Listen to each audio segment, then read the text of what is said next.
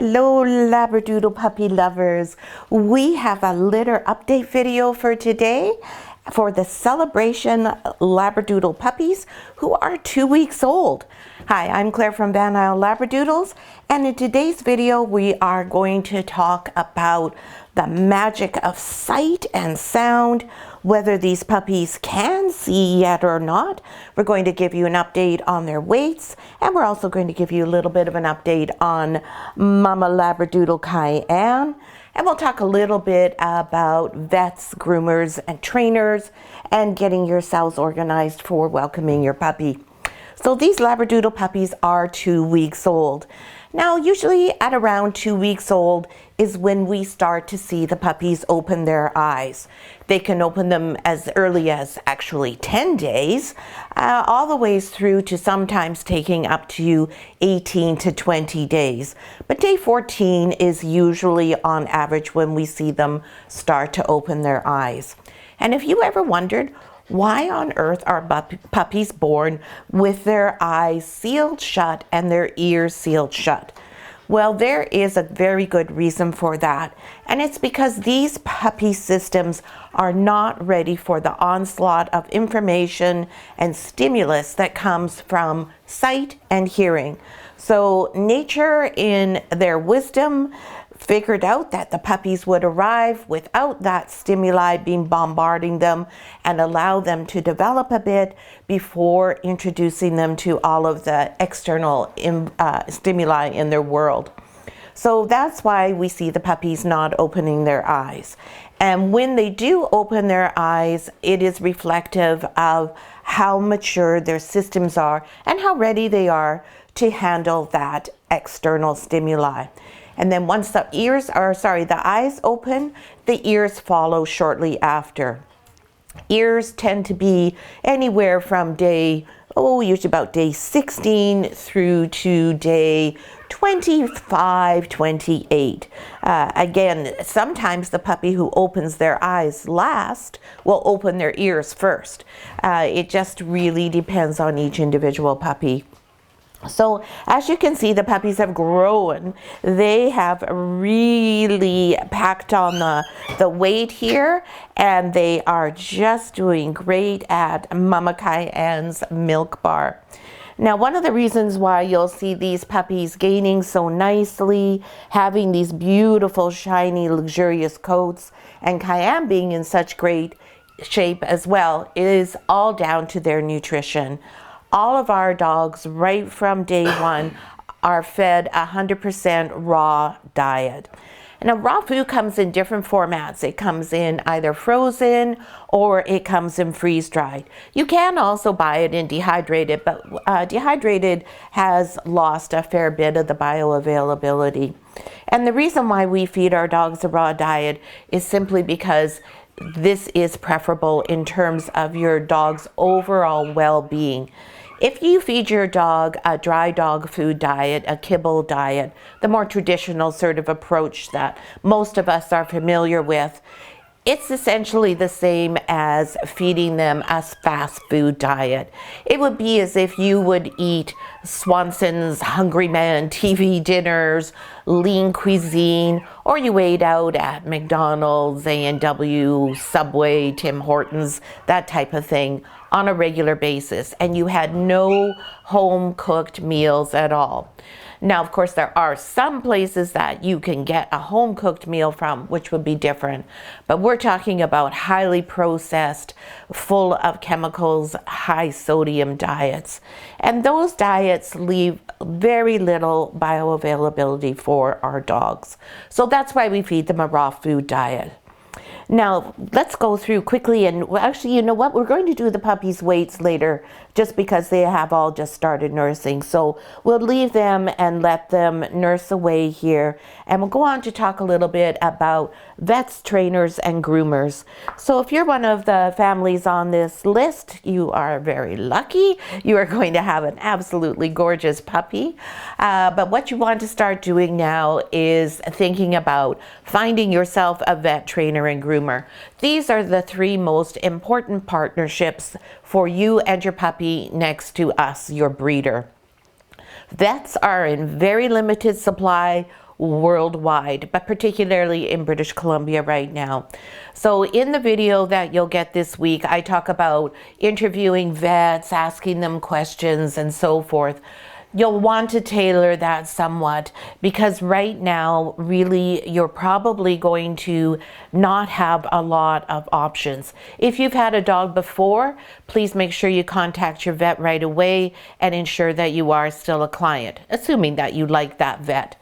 If you have not had a vet previously and this is your first puppy, then I want you to start going through and looking for vets that are taking new patients right away. Now, if you are on this litter list, the thing to do would be to go onto the private Van Isle community page, post on there, and start asking people for vet recommendations in your general neighborhood. And that way you'll get some really good insight as to who's a good vet and also who to avoid. Same thing with groomers. Groomers are very difficult to find right now. Most of them are completely booked. Many of them are not taking new clients, and if they are, there is a long wait list. You're going to want your puppy to go for their first little bit of having their face and their bums cleaned up about 4 to 6 weeks after you take your puppy home. So now would be, again, a really good time to start sourcing out those groomers. Again, post on the community page, ask for recommendations. And when you're doing this, I would really suggest you ask the person for a picture of their dog, because of course everybody has an idea of how they want their dog to look. And many people choose to have their Australian Labradoodles look more like Cocker Spaniels. That's where we have a flatter head and a very long ear. Now, while that's not a correct Australian Labradoodle haircut, if that's what you like, it's totally up to you. It's your dog after all. But if you are wanting them to look in this teddy bear fashion, the way that our dogs look, then you do want the correct ALD clip. So again, I would ask that you post on the community page to look for recommendations. And then once you have a couple of places, go and check those out. You want to make sure that it's clean, tidy, neat, professional, and that you can see the dogs as they're being groomed. You do not want to go to a groomer that has everything blocked off. Those places make me really wonder, what is it that they're not showing me? Now, some people really like groomers that only do one dog at a time or do not put the dogs in crates. Personally, I don't care for that. My dogs and your puppy will all be crate trained. The crate will be their safe and secure place, and that makes them feel far more comfortable if they are crated while they're at the groomer than not being crated and wandering around in a strange environment. I also don't like the idea of them being wandering around and perhaps getting their feet on something that we don't know where it came from, or just getting themselves into trouble. And then finally, it's your trainer that you want to find. This is an easier thing to find, but again, you're going to want to book right away. If you live on Vancouver Island, our two top recommendations are either working with Taylor, who also works for us but has her own business, Positive Results, where she offers individual and group training sessions. You'll want to check in with her and see what she has lined up for the going home date for your puppy. Your contract will require that you start puppy socialization classes within 10 days of your puppy going home, and then a manners class once your puppy is over 5 months. Our other recommendation is Communicanine, who are located in Brentwood Bay. It's a bit of a drive, but it is well worth it. They are very familiar with Australian Labradoodles. For all three of these partnerships, you want to ask your vet, trainer, and groomer if they're familiar with Australian Labradoodles. You want to be sure that they understand the difference between a Labradoodle and an Australian Labradoodle. They have very different temperaments, they have different requirements, and you want these three important people to be aware of that. You don't want to just pick anybody who really isn't aware of the breed, because everything is breed specific. So this is one of the reasons why we have the puppy starter kit. because the puppy starter kit is very breed specific to Australian Labradoodles. It has been designed to give you everything that's been fully vetted, fully checked out. We know it works. We know it's appropriate for this breed. We know it's appropriate for your size of puppy. And then we curate it to match your particular puppy and their particular needs. That way you're not running off to 15 different stores, having shop clerks tell you, oh yeah, this is the crate you should buy, when truly they're not really fully trained in knowing what is and isn't the best crate, what is and isn't the best toy, what is and isn't the right food, and so on and so forth. So that's why we have the puppy starter kit. It has everything that you need and nothing that you don't. And it's designed to make it so your puppy is comfortable moving from our home to yours. Way less stress for you in terms of preparation, way more time for you to develop a really strong bond with your puppy.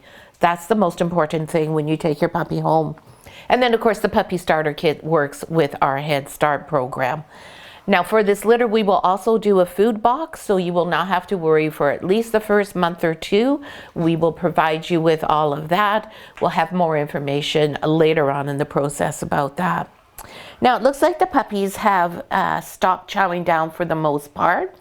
And I just want to say we really appreciate you watching our videos. We would love it if you would comment on our videos. That gives us a huge help with the algorithm, which really helps us out. And we so appreciate if you have the time to comment. And please ask any questions you have. And if you're watching this video and you do not have an Australian Labradoodle, feel free to ask about other breeds. While I might not have as much in-depth knowledge on all breeds, I can generally steer you in the right direction and at least give you a bit of help with whatever questions you may have. If you don't have time to comment, then a thumbs up would also really be appreciated. Now the puppies. The big thing is, have they opened their eyes, or are they waiting to see what's out there in the big bad world? So we'll go through each of the puppies in their birth order as we always do. And we'll start with Mint Collar, who I think is one of the ones who's still eating here. Now one of the things I don't like about these lighter color collars is mint and pink and look just the same. Okay, this is Mint here. Yeah, got the right dog. So I'm just going to take him off. Now you'll see he has super strong suction, and I don't want to just yank him off because of course we are still working on developing that positive relationship, that bond that I was mentioning with the puppies. Now, Mr. Mint Collar is still in a bit of la-la land here. So we'll just wait and give him a second to see if he shows us if he has his eyes or not. And in the meantime, we'll fill you in on Mint and tell you that he is going to be either a red or an apricot because he has those black pads.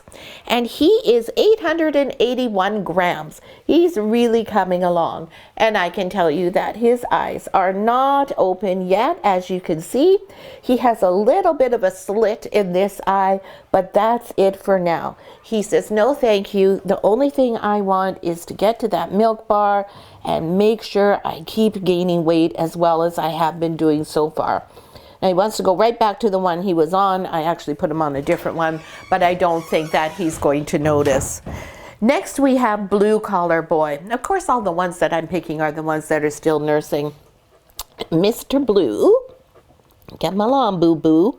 Again, we'll just gently coax him off of the nipple there because again, we're building that bond with the puppy, wanting them to associate us with good things all the time. And I can tell you that Mr. Blue's eyes are open, and we'll just give him a second here, and there they are. There he is. He's showing them to you. Now, all puppies are born with blue eyes, but they will not stay blue. These puppies who are the same color as Cayenne, they will have eyes that are the same as hers. If they are the dark, rich red that she is, they will be dark brown. If they're apricots, they'll be hazelnut, and then the caramels and the parties will also have hazelnut eyes. It's possible that somebody might have a green eye, although that is fairly uncommon.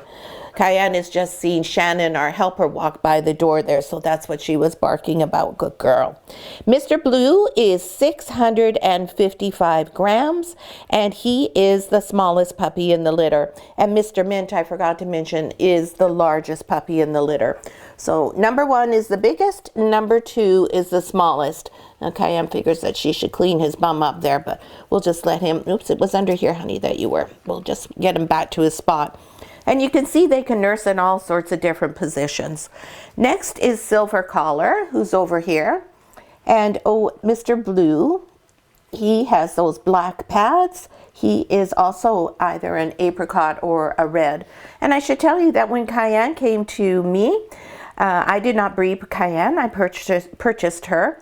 We do that from time to time in order to keep our genetics diverse.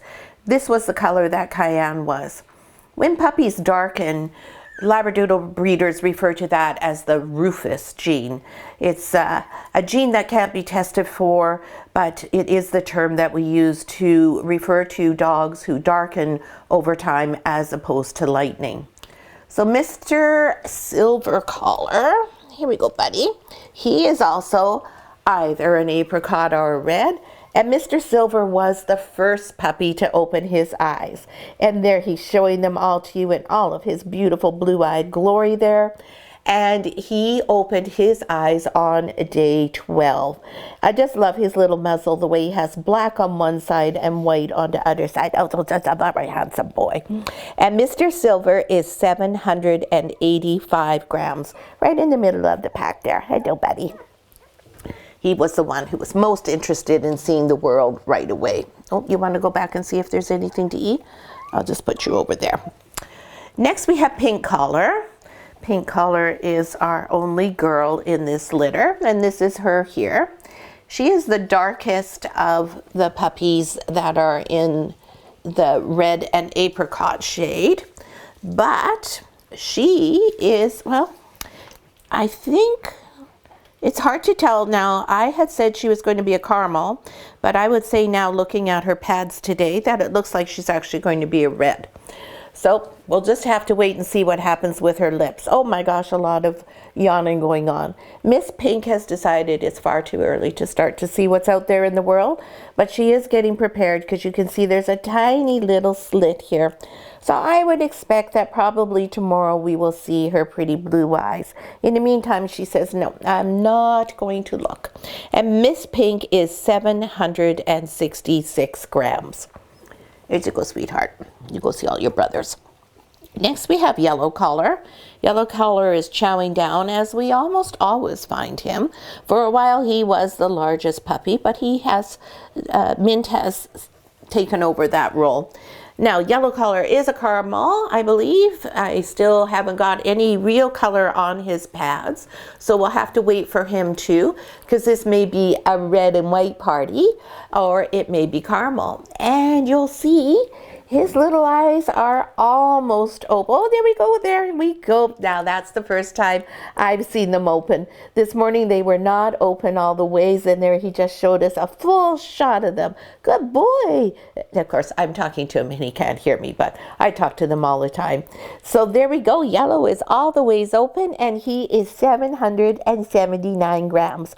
And look at, he's already giving me kisses. Oh, lucky me. Now, what does he see? Not much. It's all pretty blurry, but he will be able, he and everyone else, be able to distinguish shapes in the next couple of days to the point where they recognize, oh, this shape is the human, this shape is a dog, this shape is one of my litter mates. So this is where they start to make all of those associations, and that's the sort of stimulus I'm talking about that bombards them and that they're not ready for when they're first born, and why their eyes are sealed shut. There's a number of other reasons why. I'm going to write a little blog post about that, so we'll let you know when that's posted, and you can follow along and learn a little bit more about why dogs are born with their eyes and ears sealed shut. Next, we've got Red Collar, who is also a party. Come here, sweet love. There we go.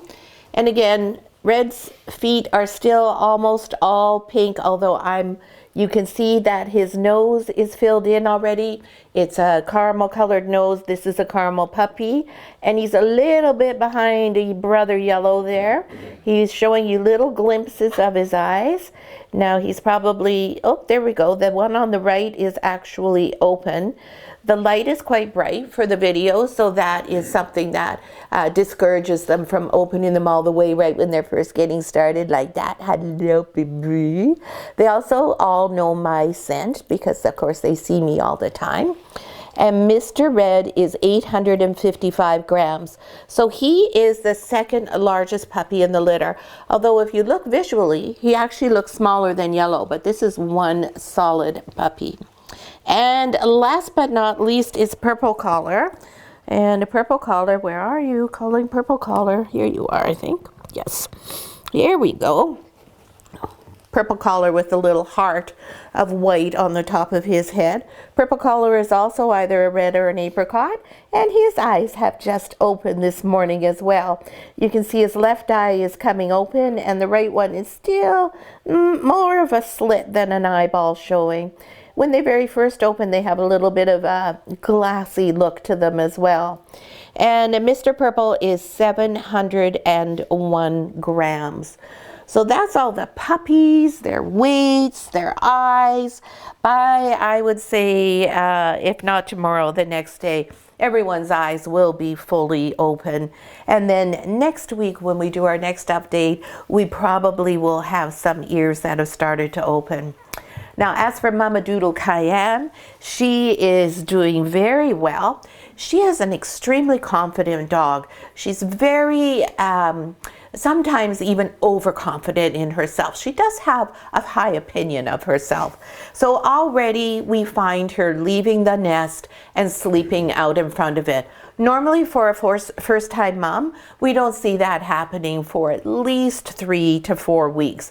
But Cayenne's a little bit ahead of the curve, and she'll tell you that, of course, she is, because she is just that much better than everyone. She's happy to be out and about. She does enjoy spending a fair bit of time out in the house with us. She will bark, as you heard, at anything and anyone that comes near the puppies. But at the same time, when she's in the house, she's not in the least bit concerned that they're fine. And when I'm in the box, or Taylor or Shannon are in the box, she's like, oh good, okay, you've got them, I'll go out and have a break now. So she's a lovely, confident, self-possessed young lady, and she really is doing a nice job. She's also stopped rolling them all up and digging the carpet up, which makes life much easier for us and for the puppies. So we are changing this carpet more frequently now. They are starting to go to the washroom on their own. I would say overall this litter is a little bit ahead of the curve, even though their eyes aren't all open at the 2-week mark. Otherwise, developmentally, they are a little bit ahead of the average schedule. Most of them are up and walking on all fours now. So next week, we'll see them really tottering around. It may be that we have moved them by next week because if all 7 of them really start to get mobile, they'll be able to get out of here in no time flat. And once they get to that point, then we move them into a different location, because we don't want them coming up here and falling out and then being stuck out on the cold floor, obviously. So we'll just keep an eye on that and see how they do. And we really hope that you join us back again for their week 3 update. We'll see who can hear, and we'll see if there's any changes in who's the largest and who's the smallest puppy. I hope you enjoyed the video, and I hope you'll continue watching and enjoying the journey of our Celebration Chronicles right through to Allocation Day. Thanks so much for watching.